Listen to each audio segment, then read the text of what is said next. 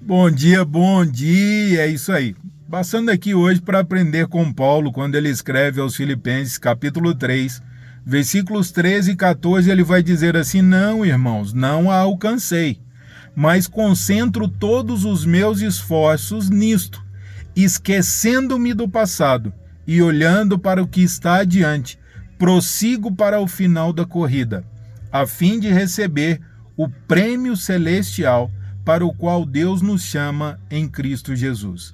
E aqui a gente vai esquecer toda a religiosidade, tá? A gente está falando de perfeição. Quando Paulo fala sobre perfeição, ele está falando da vida dele, da situação dele. Então, para que eu possa ser um sujeito melhor, para que eu possa ser alguém bom de verdade, eu preciso fazer o que ele fazia: esquecer do passado e viver focado naquilo que ainda virá. Por exemplo, talvez você tenha levantado hoje e você não tenha tido uma esperança para seguir adiante. Você olha para o ontem, você olha para o hoje mais cedo, você olha para a semana passada e diz assim: tá, mas, né? Cadê? Como é que eu vou seguir? Para que eu vou seguir? E é por isso que Paulo vai dizer que todas as vezes que a gente para olhar para trás, a gente deixa de caminhar para frente. É interessante que a gente, quando está focado naquilo que está adiante, a gente pouco se importa com o que passou.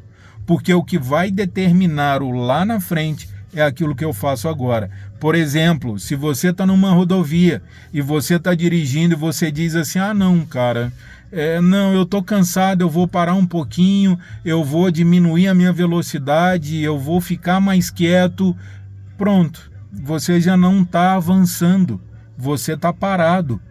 E de todas as vezes, ainda que seja algo bom, que você olha para trás, é como se você parasse de caminhar para frente.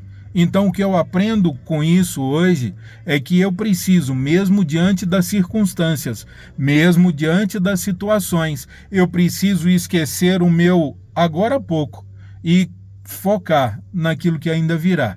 E o que virá, ainda que eu não veja, não depende de ninguém. Depende de mim mesmo, porque se eu estiver determinado, focado, caminhando para frente, fazendo o que precisa ser feito, eu não tenho dúvidas nenhuma de que lá na frente eu vou viver coisas muito melhores e muito maiores do que as que eu já vivi. E se eu paro para ver as que eu vivi, que não vai mudar nada, eu deixo de viver aquilo que virá. Entendeu? Então eu não posso parar aqui para ficar pensando no que passou. Eu preciso sim focar e determinar naquilo que virá. E eu preciso fazer bem, fazer correto, para que eu possa viver coisas muito melhores e muito maiores. Pense nisso. Um abraço. Deus abençoe.